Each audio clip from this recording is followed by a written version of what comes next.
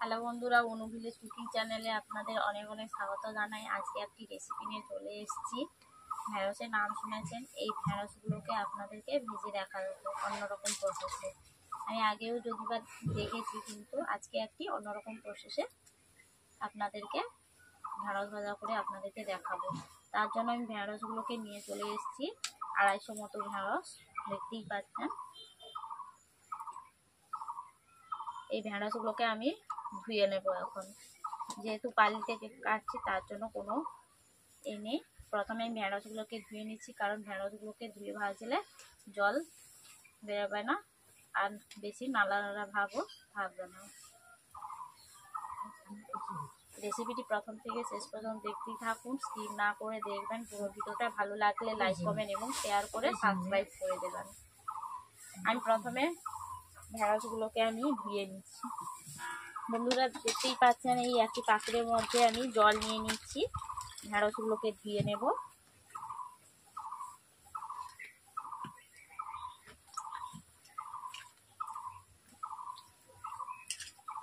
ঢ্যাঁড়সের মধ্যে আমি ভালো করে ধুয়ে নিচ্ছি।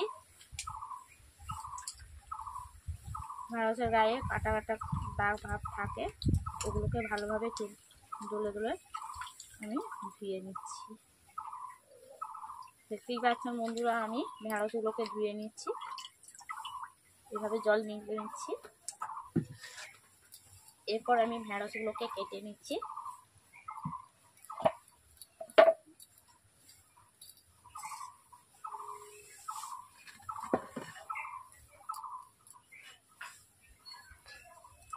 ঢ্যাঁড়সগুলোকে আমি এই সাইজে কুচু কুচু করে কেটে নিচ্ছি। বন্ধুরা দেখতেই পাচ্ছেন, আমি প্রথমে ঢ্যাঁড়সের মাথা কেটেই নিয়েছি। এরপর আমি এইভাবে কুচু কুচু করে কেটে নিচ্ছি। বন্ধুরা এই সব কটি মেরি এইভাবে একের পর এক কেটে নিচ্ছি। যারা কাটতে পারেন না, এইভাবে আপনারা বটিতে না যদি কাটতে পারেন, চাকু দিয়ে কেটে নিতে পারেন। এইভাবে ছোট ছোট করে কাট। বন্ধুরা দেখতেই পাচ্ছেন, এটাই লাস্ট ঢ্যাঁড়স ছিল। এইগুলোকে আমি কেটেই নিচ্ছি। এখন প্রথমে মাথাগুলো কেটে নিচ্ছি, তারপর এইভাবে কুচু কুচু করে কেটে নিচ্ছি ঢ্যাঁড়সটাকে। দেখতেই পাচ্ছেন ঢ্যাঁড়সগুলোকে কেটে নিয়েছি। এরপর আমি উনুন জ্বালিয়ে রান্না করতে চলে আসছি। আপনারা তাই রেসিপি দেখতেই থাকুন আমি কেমনভাবে ঢ্যাঁড়সটা ভাজি। বন্ধুরা আমি প্রথমে উনুন জ্বালিয়ে ফেলেছি। এরপর আমি কড়াই বসিয়ে দিচ্ছি। এখন বন্ধুরা আমি প্রথমে কড়াইতে তেল দিয়ে দিচ্ছি। এখন ঢ্যাঁড়স ভাজার জন্য তেলটা আমি গরম করে নিচ্ছি।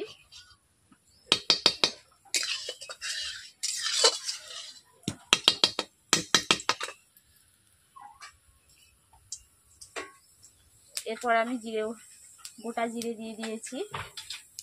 এরপর এখন দিয়ে দিচ্ছি পেঁয়াজ কুচো।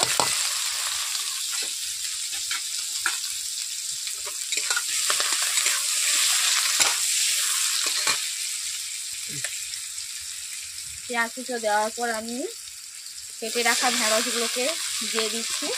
প্রথমে আমি কেটে দিয়ে নিয়েছি।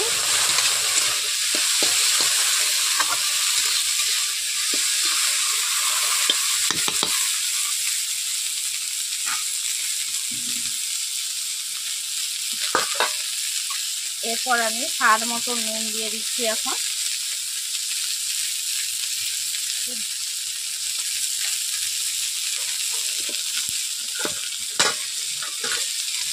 এরপর দিয়ে দিচ্ছি হলুদ গুঁড়ো।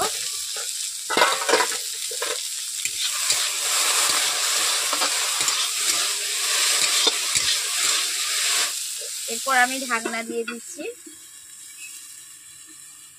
বন্ধুরা আমি যেমনভাবে ঢ্যাঁড়স ভাজা রান্না করছি, আপনারাও এই পদ্ধতিতে রান্না করুন, অবশ্যই ভালো লাগবে। গরম ভাতে জমে যাবে। এই ঢ্যাঁড়স ভাজা থাকলে আর কোনো কিছুই লাগবে না। গরম গরম ঢ্যাঁড়স ভাজা আর গরম গরম ভাত খেতেই হবে, তবে জমে যাবে। এরপর আমি ঢাকনা খুলে নিচ্ছি। দেখতেই পাচ্ছি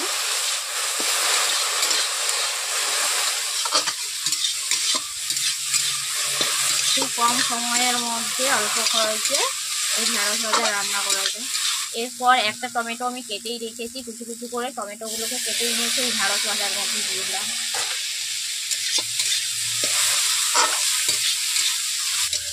4 থেকে 5 মিনিটের মধ্যে এই ঢেঁড়স ভাজা রান্না হয়ে যাবে। এরপর দিয়ে দিচ্ছি শুকনো লঙ্কার গুঁড়ো লঙ্কা দিয়ে দিচ্ছি।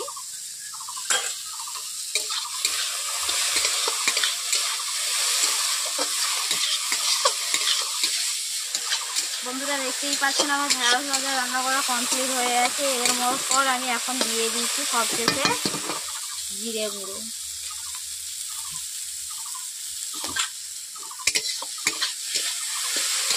বন্ধুরা দেখতেই পাচ্ছেন ঢেঁড়স ভাজা কত ইজি পদ্ধতিতে আমি রান্না করে ফেললাম। আপনারাও বাড়িতে এইভাবে রান্না করে নেবেন। ভালো লাগলে লাইক করবেন এবং শেয়ার করে সাবস্ক্রাইব করে দেবেন। আর ঢেঁড়স ভাজাটা কেমন হয়েছে অবশ্যই কমেন্ট করে তা জানিয়ে দেবেন।